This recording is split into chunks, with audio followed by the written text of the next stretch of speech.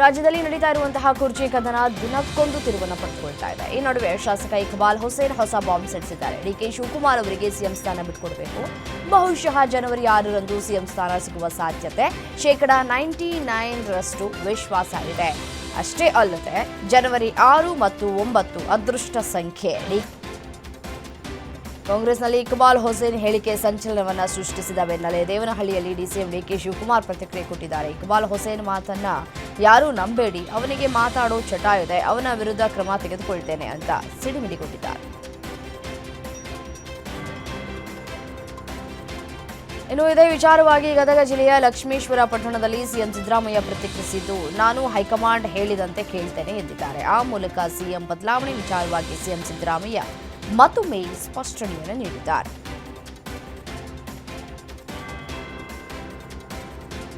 ಒಂದ್ ಕಡೆ power sharing ವಿಚಾರಕ್ಕೆ ಸಿದ್ದು ಡಿಕೆಶಿ ನಡುವೆ ನಾನಾ ನೀನಾ ಸಮರ ನಡೀತಾ ಇದ್ರೆ, ಇತ್ತ ದಲಿತ ಸಿಎಂ ಕೂಗು ಕೂಡ ಜೋರಾಗ್ತಾ ಇದೆ. ಪರಮೇಶ್ವರ್ ಪರ ಬಿಜೆಪಿ ನಾಯಕರು ಬ್ಯಾಟ್ ಬೀಸಿದ್ದಾರೆ. ತುಮಕೂರಿನಲ್ಲಿ ಕೇಂದ್ರ ಸಚಿವ ವಿ ಸೋಮಣ್ಣ ಪರಮೇಶ್ವರ್ ಸಿಎಂ ಆಗಲಿ ಅಂತಿದ್ದಾರೆ. ಪರಮೇಶ್ವರ್ ಅವರು ಈ ರಾಜ್ಯದ ಸಿಎಂ ಆಗಲಿ ಅಂತ ನನಗೂ ವೈಯಕ್ತಿಕವಾಗಿ ಆಸೆ ಇದೆ. ನಾನೊಬ್ಬನಿಗೆ ಈ ಆಸೆ ಇರುವುದಕ್ಕಿಂತ ಹೆಚ್ಚಾಗಿ ತುಮಕೂರು ಜಿಲ್ಲೆಯ ಜನತೆಗೂ ಕೂಡ ಇದೇ ಆಸೆ ಇದೆ ಎಂದಿದ್ದಾರೆ.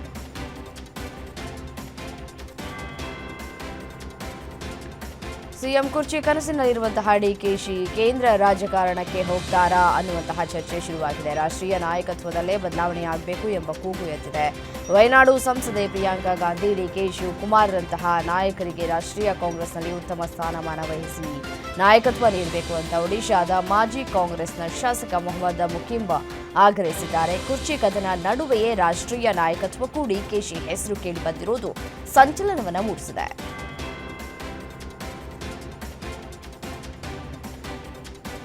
ಡಿಕೆ ಶಿವಕುಮಾರ್ ರಾಹುಲ್ ಗಾಂಧಿ ಭೇಟಿ ಮಾಡಿ ಒಂದು ಕ್ಲಾರಿಟಿ ಪಡೆಯುವುದಕ್ಕೆ ಹರಸಾಹಸವನ್ನು ಪಡ್ತಾ ಇದ್ದಾರೆ. 2 ಬಾರಿ ಅವಕಾಶ ಕೇಳಿದ್ರೂ ಸಹ ರಾಹುಲ್ ಗಾಂಧಿ ಸಮಯ ಕೊಟ್ಟಿರಲಿಲ್ಲ ಎಂದು ಜಂತರ್ ಮಂತರ್ ಪ್ರತಿಭಟನೆ ಅವರ ನೇತೃತ್ವದಲ್ಲಿ ನಡೀತಾ ಇರುವುದರಿಂದ ಅವಕಾಶ ಸಿಕ್ಕರೆ ರಾಹುಲ್ ಗಾಂಧಿ ಅವರ ಬಳಿ ಚರ್ಚೆ ಮಾಡೋದಕ್ಕೆ ಡಿಕೆಶಿ ಮಾನಸಿಕವಾಗಿ ರೆಡಿಯಾಗಿದ್ದಾರೆ. ಇವತ್ತು ಮಾತುಕತೆಗೆ ಅವಕಾಶ ಸಿಗದೇ ಇದ್ದರೆ ಡಿಸೆಂಬರ್ 19ರ ಬಳಿಕ ದೆಹಲಿ ಪಯಣ ಬೆಳೆಸೋದಕ್ಕೆ ಡಿಕೆಶಿ ಟೀಮ್ ರೆಡಿಯಾಗಿದೆ.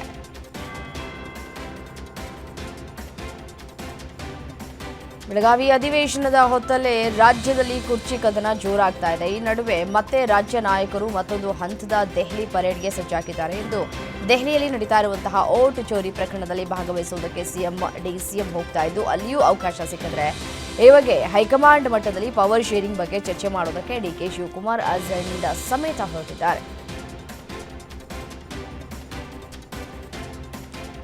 ಕರ್ನಾಟಕ ಕಾಂಗ್ರೆಸ್ ನಾಯಕತ್ವದ ವಿಚಾರ ದಿನಕ್ಕೊಂದು ಮಹತ್ವವನ್ನು ಪಡೆದುಕೊಳ್ತಾ ಇದೆ. ನಾಯಕರು ಒಳಗೊಳಗೆ ತಂತ್ರ ಪ್ರತಿತಂತ್ರವನ್ನ ಹೆಣಿತಲೇ ಇದ್ದಾರೆ. ಈ ನಡುವೆ ರಾಜ್ಯ ಕಾಂಗ್ರೆಸ್ ಪಡೆ ದೆಹಲಿಗೆ ತೆರಳುತ್ತಾ ಇದ್ದು, ಓಟು ಚೋರಿ ಅಭಿಯಾನದ ಜೊತೆಗೆ ಕುರ್ಚಿ ಚರ್ಚೆಯೂ ನಡೆಯಲಿದೆಯಾ ಎಂಬ ಸಂಶಯ ಮೂಡಿದೆ. ಡಿಸಿಎಂ ಡಿಕೆ ಶಿವಕುಮಾರ್ 3 ದಿನ ದೆಹಲಿಯಲ್ಲಿಯೇ ಉಳಿಯಲಿರುವುದು ಕುತೂಹಲವನ್ನು ಮೂಡಿಸಿದೆ. ಕಲಬುರಗಿಯ ಆಳಂದ ಮತಗಳ್ಳತನದ ಬಂಡವಾಳ ಬಯಲಾಗಿದೆ. ಪ್ರಕರಣಕ್ಕೆ ಸಂಬಂಧಪಟ್ಟಂತೆ ಬಿಜೆಪಿಯ ಮಾಜಿ ಶಾಸಕ ಸುಭಾಷ್ ಗುತ್ತೇದಾರ್ ಅವರ ಪುತ್ರ ಹರ್ಷಾನಂದ ಸೇರಿದಂತೆ ಒಟ್ಟು 7 ಜನರ ವಿರುದ್ಧ ಚಾರ್ಜ್ ಶೀಟ್ ಸಲ್ಲಿಕೆಯಾಗಿದೆ. ಎಸ್ಐಟಿ 22,000 ಪುಟಗಳ ದೋಷಾರೋಪ ಪಟ್ಟಿಯನ್ನು ಸಲ್ಲಿಸಿದ್ದು, ಇದರಲ್ಲಿ ಮಾಜಿ ಶಾಸಕ ಸುಭಾಷ್ ಗುತ್ತೇದಾರ್ ಪುತ್ರ ಹರ್ಷಾನಂದ ಸೇರಿ 7 ಮಂದಿಯನ್ನು ಆರೋಪಿಗಳು ಅಂತ ಹೆಸರಿಸಲಾಗಿದೆ. ಬೆಂಗಳೂರು ನಗರದಲ್ಲಿ 2ನೇ ವಿಮಾನ ನಿಲ್ದಾಣಕ್ಕಾಗಿ ರಾಜ್ಯ ಸರ್ಕಾರವು ಕನಕಪುರ ರಸ್ತೆಯಲ್ಲಿರುವ ಚೂಡಹಳ್ಳಿ, ಸೋಮನಹಳ್ಳಿ ಮತ್ತು ನೆಲಮಂಗಲದ ಬಳಿ ಸ್ಥಳಗಳನ್ನು ಗುರುತಿಸಿದೆ. ಸಮಗ್ರ ತಾಂತ್ರಿಕ ಮತ್ತು ಆರ್ಥಿಕ ಕಾರ್ಯಸಾಧನ ವರದಿ ಸಿದ್ಧಪಡಿಸುವುದಕ್ಕೆ ಕೆಎಸ್ಐಐಡಿಸಿ ಟೆಂಡರ್ ಆಹ್ವಾನಿಸಲಾಗಿದೆ ಅಂತ ಮೂಲಸೌಕರ್ಯ ಅಭಿವೃದ್ಧಿ ಸಚಿವ ಎಂಬಿ ಪಾಟೀಲ್ ಮಾಹಿತಿಯನ್ನು ನೀಡಿದ್ದಾರೆ.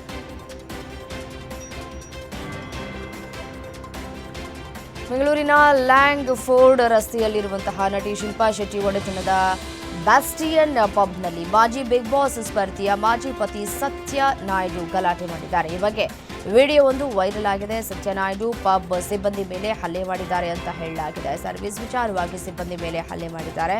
ವಿಡಿಯೋದ ಆಧಾರದ ಮೇರೆಗೆ ಕಬ್ಬನ್ ಪಾರ್ಕ್ ಠಾಣೆ ಪೊಲೀಸರು ತನಿಖೆಯನ್ನು ಶುರು ಮಾಡಿದ್ದಾರೆ.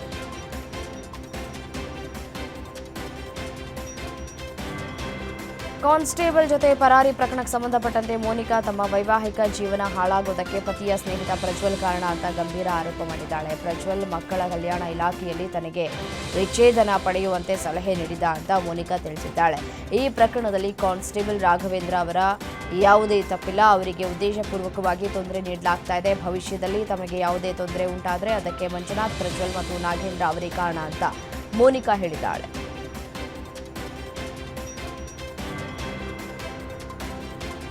ಚಿಕ್ಕಮಗಳೂರಿನ ಕಲ್ಯಾಣ ನಗರದಲ್ಲಿ ಶಿಕ್ಷಕನೊಬ್ಬ ಮದುವೆ ಆಗ್ತೇನೆ ಅಂತ ಹೇಳಿ ನಂಬಿಸಿ ಕೈಕೊಟ್ಟ ಘಟನೆಯೊಂದು ಬೆಳಕಿಗೆ ಬಂದಿದೆ. ಇಬ್ಬರೂ ಕೂಡ ವೃತ್ತಿಯಲ್ಲಿ ಶಿಕ್ಷಕರಾಗಿದ್ದು ಒಂದೇ ಕಾಲೇಜಿನಲ್ಲಿ ವ್ಯಾಸಂಗ ಮಾಡ್ತಾ ಇದ್ದ ವೇಳೆ ಇಬ್ಬರ ನಡುವೆ ಸ್ನೇಹ ಬೆಳೆದಿದೆ. ಮೊದಲ ಪತ್ನಿಗೆ ವಿಚ್ಛೇದನದ ಬಳಿಕ ಅಶ್ವಿನಿಯನ್ನ ಮದುವೆಯಾಗುವುದಾಗಿ ಭರವಸೆ ನೀಡಿದ್ದ ಶರತ್ 4 ವರ್ಷಗಳ ಸಹಬಾಳ್ವೆಯ ನಂತರ ಕೈಕೊಟ್ಟಿದ್ದಾರೆ. ನ್ಯಾಯಕ್ಕಾಗಿ ಅಶ್ವಿನಿ ಪ್ರತಿಭಟನೆ ನಡೆಸಿದೆ. ಅತ್ಯಾಚಾರದ ಬಗ್ಗೆ ಯಾರಿಗೂ ಹೇಳದಂತೆ ಯುವತಿಗೆ ಬೆದರಿಕೆಯನ್ನ ಒಡ್ಡಿದ್ದಾನೆ ಅಂತ ಸಂತ್ರಸ್ತೆ ಪಟ್ಟಣ ಪೊಲೀಸ್ ಠಾಣೆಗೆ ದೂರನ್ನು ಕೊಟ್ಟಿದ್ದಾಳೆ. ಪಕ್ಕದ ಮನೆಯ 27 ವರ್ಷದ ಪೃಥ್ವಿ ಎಂಬಾತನಿಂದ ಅತ್ಯಾಚಾರ ನಡೆದಿರುವ ಆರೋಪ ಕೇಳಿಬಂದಿದೆ. ಕೆಆರ್ಪೇಟೆ ಗ್ರಾಮಾಂತರ ಪೊಲೀಸ್ ಠಾಣೆ ಪೊಲೀಸರು ಪ್ರಕರಣವನ್ನು ದಾಖಲಿಸಿಕೊಂಡು ತನಿಖೆಯನ್ನು ಆರಂಭಿಸಿದ್ದಾರೆ.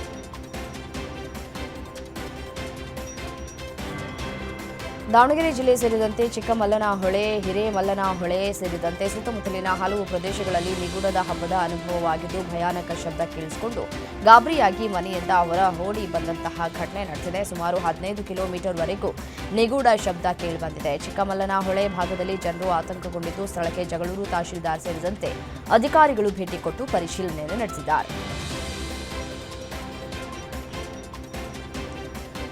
ಬಾಗಲಕೋಟೆಯ ಮೊರಾರ್ಜಿ ವಸತಿ ಶಾಲೆ ಮಕ್ಕಳಿಗೆ ಸರ್ಕಾರಿ ಸೌಲಭ್ಯಗಳು ಸಿಗ್ತಾ ಇಲ್ಲ. ಕಳೆದ 3 ತಿಂಗಳಿಂದ ಸೋಪು, ಪೇಸ್ಟು, ಕೊಬ್ಬರಿ ಎಣ್ಣೆ ಸೇರಿದಂತೆ ಸರ್ಕಾರ ನೀಡ್ತಾ ಇದ್ದ ಕಿಟ್ ಸಪ್ಲೈ ಆಗಿಲ್ಲ.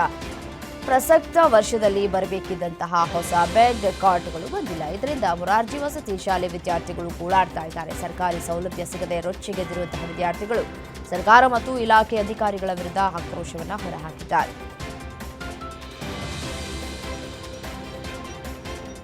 ನವೋದಯ ಶಾಲೆಯ ಪ್ರವೇಶ ಪರೀಕ್ಷೆ ವೇಳೆ ಅಕ್ರಮ ಆರೋಪ ಹಿನ್ನೆಲೆ ಬಿಇಒಗೆ ವಿದ್ಯಾರ್ಥಿ ಪೋಷಕರು ತರಾಟೆಗೆ ತೆಗೆದುಕೊಂಡಿದ್ದಾರೆ. ಬೀದರ್ ಜಿಲ್ಲೆ ಬಸವಕಲ್ಯಾಣ ಖೂಬು ಕಾಲೇಜ್ ಪರೀಕ್ಷೆ ಕೇಂದ್ರದಲ್ಲೇ ಹೈ ಡ್ರಾಮವಾಗಿದ್ದು ಎಕ್ಸಾಮ್ ಸೆಂಟರ್ನಲ್ಲೇ ಕ್ಷೇತ್ರ ಶಿಕ್ಷಣಾಧಿಕಾರಿ ಸಿದ್ದವೀರಯ್ಯ ಅವರಿಗೆ ತರಾಟೆಗೆ ತೆಗೆದುಕೊಂಡಿದ್ದಾರೆ. ಹೀಗಾಗಿ ಬಡ ಮಕ್ಕಳಿಗೆ ಅನ್ಯಾಯ ಆಗ್ತಾ ಇದೆ ಅಂತ ಪೋಷಕರು ಆರೋಪವನ್ನು ಮಾಡ್ತಾ ಇದ್ದಾರೆ.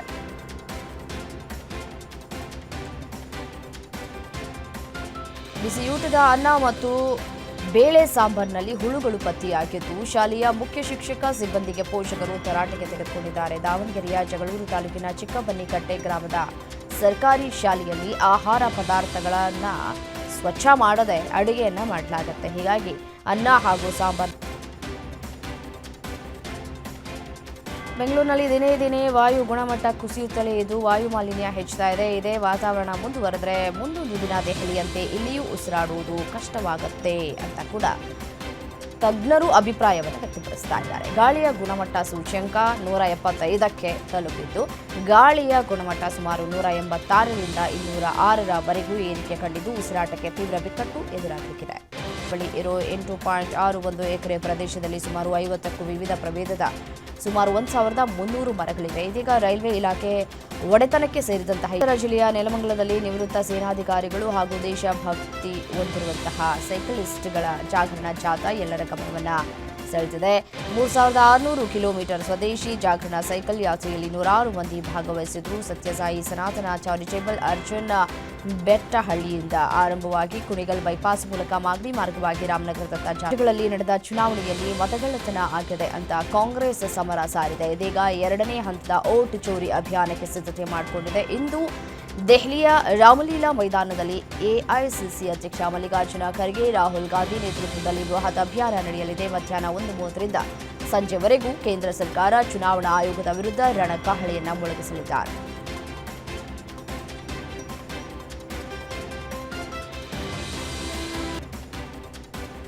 ಕೇರಳದ ಸ್ಥಳೀಯ ಸಂಸ್ಥೆಗಳ ಚುನಾವಣಾ ಫಲಿತಾಂಶ ಪ್ರಕಟವಾಗಿದ್ದು ಬಿಜೆಪಿ ಕಮಾಲ್ ಮಾಡಿದೆ. ತಿರುವನಂತಪುರಂ ನಗರ ಪಾಲಿಕೆ ಹೊರತುಪಡಿಸಿದರೆ ಉಳಿದೆಲ್ಲ ಪಾಲಿಕೆ, ಇತರ ಸ್ಥಳೀಯ ಸಂಸ್ಥೆಗಳ ಚುನಾವಣೆಯಲ್ಲಿ ಯುಡಿಎಫ್ ಮೈತ್ರಿಕೂಟ ಜೈಬೇರಿ ಬಾರಿಸಿದೆ. ಆದರೆ ರಾಜಧಾನಿ ತಿರುವನಂತಪುರಂ ಕಾರ್ಪೊರೇಷನ್ನಲ್ಲಿ ಬಿಜೆಪಿ ಅತಿದೊಡ್ಡ ಪಕ್ಷವಾಗಿ ಹೊರಹೊಮ್ಮುತ್ತಾ ಇದೆ. ಬಿಜೆಪಿ ಗಮನಾರ್ಹ ಪ್ರದರ್ಶನ ನೀಡಿದ್ದು ಮೈತ್ರಿಕೂಟಕ್ಕೆ ತಲೆನೋವಾಗಿ ಪರಿಣಮಿಸಿದೆ.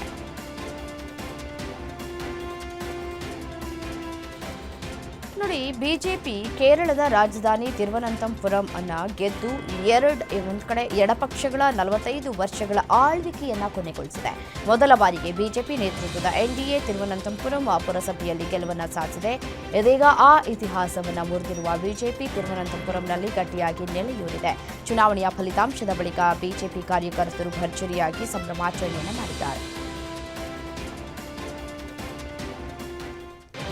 ಕೇರಳದ ತಿರುವನಂತಪುರಂ ಮಹಾನಗರ ಪಾಲಿಕೆ ಚುನಾವಣೆಯಲ್ಲಿ ಬಿಜೆಪಿ ಭಾರೀ ಗೆಲುವನ್ನು ಸಾಧಿಸಿದೆ. ತಿರುವನಂತಪುರಂ ಮಹಾನಗರ ಪಾಲಿಕೆಯ 101 ವಾರ್ಡ್ಗಳಲ್ಲಿ 50 ವಾರ್ಡ್ಗಳನ್ನು ಗೆಲ್ಲುವ ಮೂಲಕ ಎನ್ಡಿಎ ಹೊಸ ಇತಿಹಾಸವನ್ನು ಬರೆದಿದೆ. ಈ ಹಿನ್ನೆಲೆ ಪ್ರಧಾನಿ ಮೋದಿ ತಿರುವನಂತಪುರಂ ಜನರಿಗೆ ಧನ್ಯವಾದವನ್ನು ಅರ್ಪಿಸಿದ್ದಾರೆ. ತಿರುವನಂತಪುರಂ ಕಾರ್ಪೊರೇಷನ್ನಲ್ಲಿ ಬಿಜೆಪಿ ಎನ್ಡಿಎ ಪಡೆದ ಜನಾದೇಶವು ಕೇರಳದ ರಾಜಕೀಯದಲ್ಲಿ ನಿರ್ಣಾಯಕ ಕ್ಷಣ ಅಂತ ಅವರು ಹೇಳಿದ್ದಾರೆ.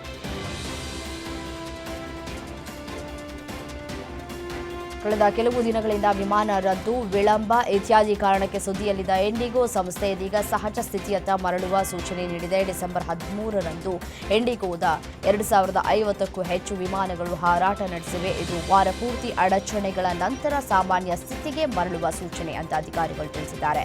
ವಿಮಾನ ವ್ಯತ್ಯಯದಿಂದಾಗಿ ಪ್ರಯಾಣಿಕರಿಗೆ ತೊಂದರೆ ಉಂಟು ಮಾಡಿದ್ದರಿಂದ ಇಂಡಿಗೋ ವಿಮಾನಯಾನ ಸಂಸ್ಥೆಗೆ ಸುಮಾರು 59 ಕೋಟಿ ರೂಪಾಯಿ ದಂಡವನ್ನು ವಿಧಿಸಲಾಗಿದೆ.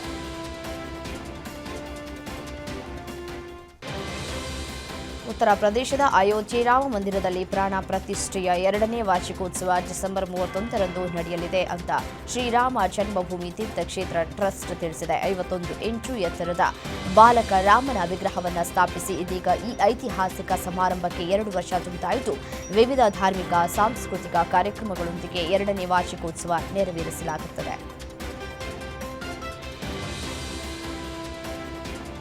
ರಾಷ್ಟ್ರ ರಾಜಧಾನಿ ದೆಹಲಿಯಲ್ಲಿ ಗಾಳಿಯ ಗುಣಮಟ್ಟ ಅತ್ಯಂತ ಕಳಪೆ ಮಟ್ಟಕ್ಕೆ ಕುಸಿದಿದೆ. ವಾಯು ಗುಣಮಟ್ಟದ ಸೂಚ್ಯಂಕವು 387ರಷ್ಟಿದೆ ಅಂತ ಕೇಂದ್ರೀಯ ಮಾಲಿನ್ಯ ನಿಯಂತ್ರಣ ಮಂಡಳಿ ತಿಳಿಸಿದೆ. ಇದು ತೀವ್ರ ಕಳವಳವನ್ನು ಹುಟ್ಟುಹಾಕಿದೆ.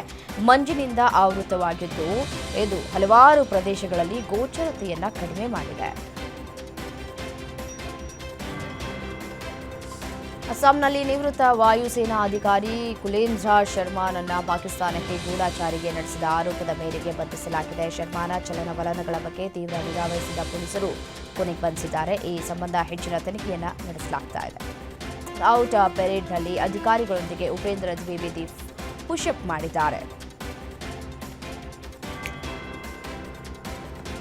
ವಿಶ್ವದ ಶ್ರೇಷ್ಠ ಫುಟ್ಬಾಲ್ ತಾರೆ ಲಿಯೋನೆಲ್ ಮೆಸ್ಸಿಯ ದರ್ಶನ ಪಡೆಯುವುದಕ್ಕೆ ಕೋಲ್ಕತ್ತಾದಲ್ಲಿ ಸಾವಿರಾರು ಫುಟ್ಬಾಲ್ ಅಭಿಮಾನಿಗಳು ಜಮಾಯಿಸಿದ್ರು.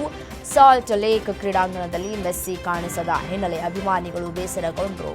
ಟಿಕೆಟ್ಗೆ 14,000 ರೂಪಾಯಿವರೆಗೆ ಪಾವತಿಸಿದಂತಹ ಸಾವಿರಾರು ಅಭಿಮಾನಿಗಳಿಗೆ ಅವರನ್ನು ನೋಡುವುದಕ್ಕೆ ಸಾಧ್ಯವಾಗದೆ ನಿರಾಸೆಯಾಗಿದೆ. ಇದರಿಂದ ಕೆರಳಿದ ಅಭಿಮಾನಿಗಳು ತಮ್ಮ ಕೋಪವನ್ನು ಈ ಮೂಲಕ ವ್ಯಕ್ತಪಡಿಸಿದ್ದಾರೆ. ಮತ್ತೆ ಅಲ್ಲಿ ಅವ್ಯವಸ್ಥೆಯ ಆಗರವೂ ಕೂಡ ಆಗಿತ್ತು. ಇತ್ತ ಮೆಸ್ಸಿಯನ್ನ ಕಾಣಲಾಗದ ಅಭಿಮಾನಿಗಳು ಕ್ರೀಡಾಂಗಣದಲ್ಲಿ ದಾಂಧಲೆ ನಡೆಸ್ತಾ ಇದ್ದಂತೆ ಕಾರ್ಯಕ್ರಮದ ಆಯೋಜಕರನ್ನ ಕೂಡಲೇ ಬಂಧಿಸಿ ಅಂತ ಸರ್ಕಾರ ಪೊಲೀಸರಿಗೆ ನಿರ್ದೇಶನ ನೀಡಿತು. ತಕ್ಷಣ ಪೊಲೀಸರು ಆಯೋಜಕರನ್ನ ಬಂಧಿಸಿ ವಿಚಾರಣೆಗೆ ಒಳಪಡಿಸಿದೆ. ಸರಿಯಾದ ಪ್ಲಾನಿಂಗ್ ಇಲ್ಲದೆ ಕಾರ್ಯಕ್ರಮ ಆಯೋಜಿಸಿದ್ದೇ ಈ ಎಡವಟ್ಟಿಗೆ ಕಾರಣ ಅಂತ ಆಯೋಜಕರ ವಿರುದ್ಧ ಕ್ರಮ ಜರುಗಿಸಲಾಗಿದೆ. ಇನ್ನು ಘಟನೆಗೆ ಸಂಬಂಧಪಟ್ಟಂತೆ ಸಿಎಂ ಮಮತಾ ಬ್ಯಾನರ್ಜಿ ಕ್ಷಮೆ ಯಾಚಿಸಿದ್ದಾರೆ.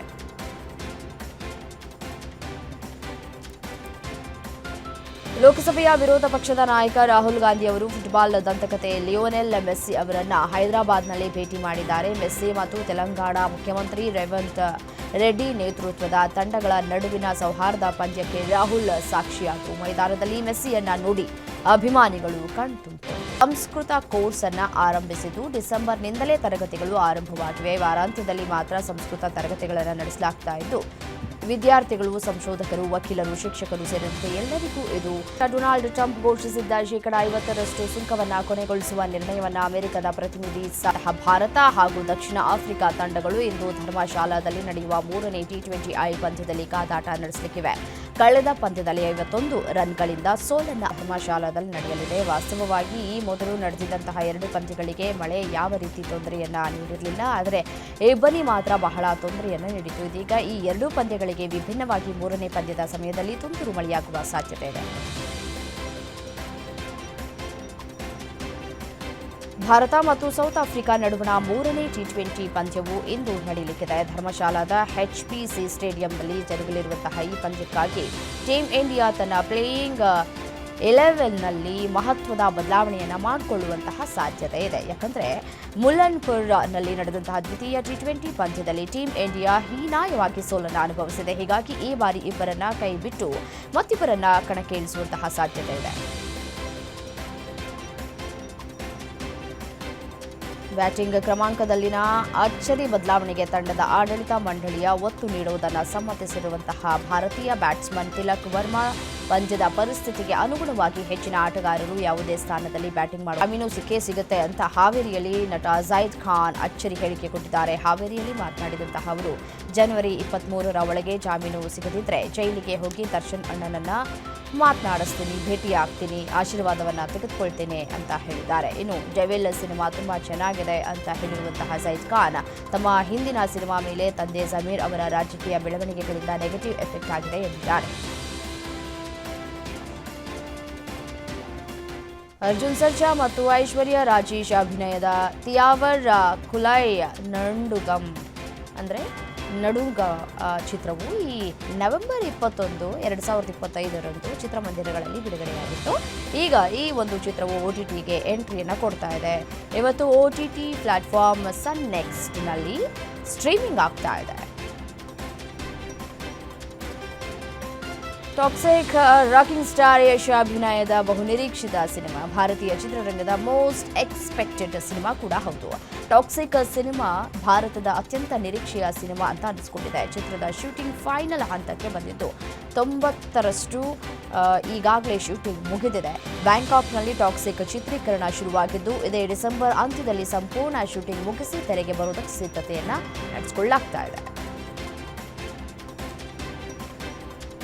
ರಣವೀರ್ ಸಿಂಗ್ ಅವರು ನಾಯಕನಾಗಿ ನಟಿಸಿರುವಂತಹ ಆದಿತ್ಯ ಧರ್ ಅವರ ಇತ್ತೀಚಿನ ಬಾಲಿವುಡ್ ಚಿತ್ರ ಧುರಂಧರ್ ಭಾರತದಲ್ಲಿ ಭಾರಿ ಸದ್ದು ಮಾಡ್ತಾ ಇದ್ದು ಅಂತಾರಾಷ್ಟ್ರೀಯ ಮಟ್ಟದಲ್ಲಿ ಸಂಕಷ್ಟಕ್ಕೆ ಸಿಲುಕಿದೆ. ಪಾಕಿಸ್ತಾನ ವಿರೋಧಿ ಅಂಶಗಳು ಇರುವಂತಹ ಹಿನ್ನೆಲೆಯಲ್ಲಿ ಚಿತ್ರವನ್ನ ಬಹರೇನ್, ಕುವೈತ್, ಒಮಾನ್, ಖತರ್ ಮತ್ತು ಸೌದಿ ಅರೇಬಿಯಾಗಳಲ್ಲಿ ನಿಷೇಧವನ್ನು ಮಾಡಲಾಗಿದೆ. ದರ್ಶನ್ ಅಭಿಮಾನಿಗಳು ಡೆವಿಲ್ ಸಿನಿಮಾವನ್ನ ಗೆಲ್ಲಿಸುವುದಕ್ಕೆ ಪಣ ತೊಟ್ಟು ನಿಂತಿದ್ದಾರೆ. ಅವರೇ ಮುಂದೆ ನಿಂತು ಥಿಯೇಟರ್ಗಳ ಮುಂದೆ ಸೆಲೆಬ್ರೇಷನ್ ಮಾಡ್ತಾ ಇದ್ದಾರೆ. ಚಿತ್ರತಂಡ ಕೊಟ್ಟ ಅಂಕಿಅಂಶಗಳಂತೆ ಈ ಒಂದು ಸಿನಿಮಾ 13.8 ಕೋಟಿ ಆಗಿದೆ. ಎರಡನೇ ದಿನ ಸಿನಿಮಾ ಅಷ್ಟಾಗಿ ಕಲೆಕ್ಷನ್ ಮಾಡಿಲ್ಲ. ಎರಡನೇ ದಿನ 3.5 ಕೋಟಿ ರೂಪಾಯಿ ಗಳಿಸಿದೆ ಅಂತ ಹೇಳಲಾಗ್ತಾ ಇದೆ.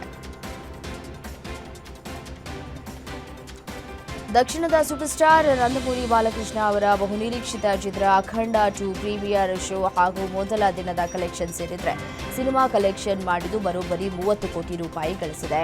ವೀಕೆಂಡ್ ದಿನದಲ್ಲಿ ಸಿನಿಮಾ ಉತ್ತಮ ಕಲೆಕ್ಷನ್ ಮಾಡುವ ಸಾಧ್ಯತೆ ಇದೆ.